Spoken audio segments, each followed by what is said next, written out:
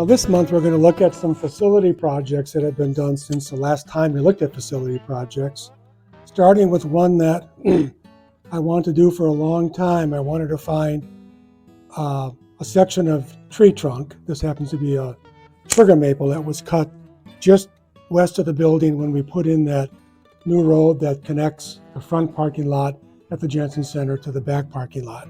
That was in November of 2017. And we had to cut a couple of trees down, including this sugar maple. And I was hoping that it would be old enough to get us back to 1919 when Jensen first came and bought this property. So Brian, our maintenance man, Brian Buchholz, cut some log sections out and got it nice and sanded and finished. And then I had my daughter, who has younger eyes than me, count the rings 4 or 5 times with a magnifying glass in some places when they're close together. And it's from 1918.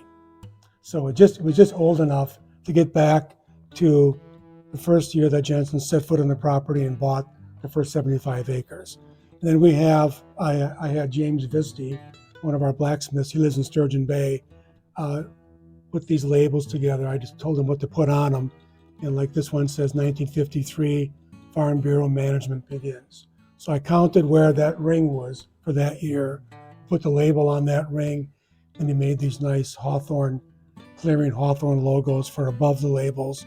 And in 2 cases that denote a fire, like the 1937 Lodge fire and the 1981 Schoolhouse fire, he made a little fire or flame logo instead. But this hangs right in the main room at the Jensen Center, and I was so happy to finally get it done. Our timeline log.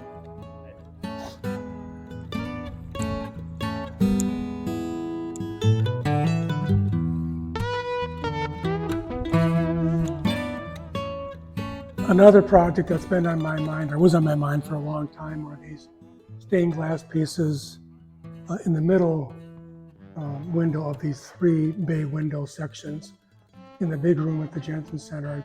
I thought about this for a long time and finally put a design together, and Gary Chadoir, our board president and our stained glass guru in Door County, he and I worked on these back in late fall, early winter. The outer glass, the amber colored glass, matches the glass in our light fixtures here in the room.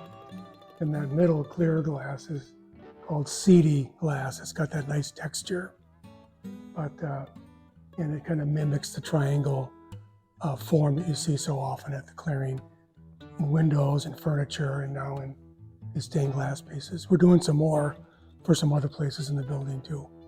So on my mind for a long time, finally got it done.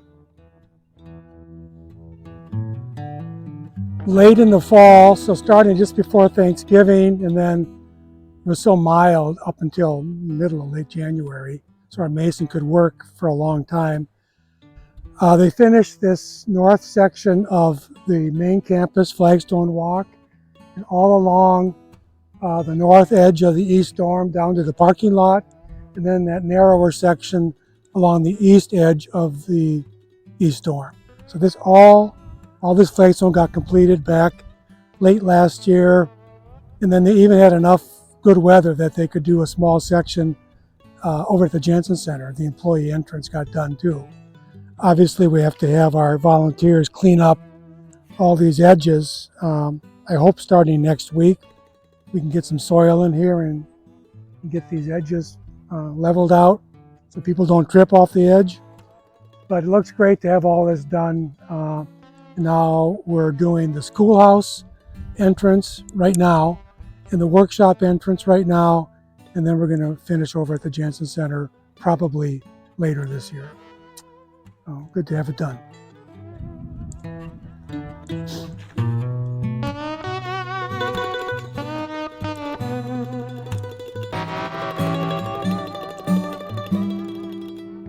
We also got the last big roofing project done about a month ago.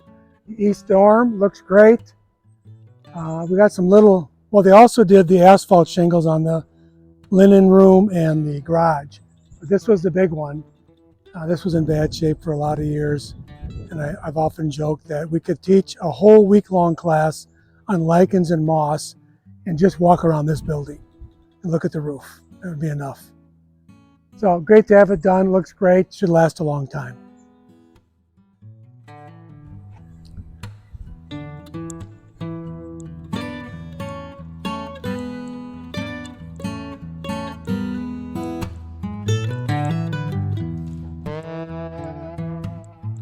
This is a piece I commissioned Denise Arsberger to make for us, a basket art piece. Denise has been teaching basket making at the clearing for, I don't know, 12, 15 years now. So she found this nice piece of wood on the ground somewhere, and then wove this basket piece into it. Beautiful, kind of clearing colors, I call them, like lots of earth tones.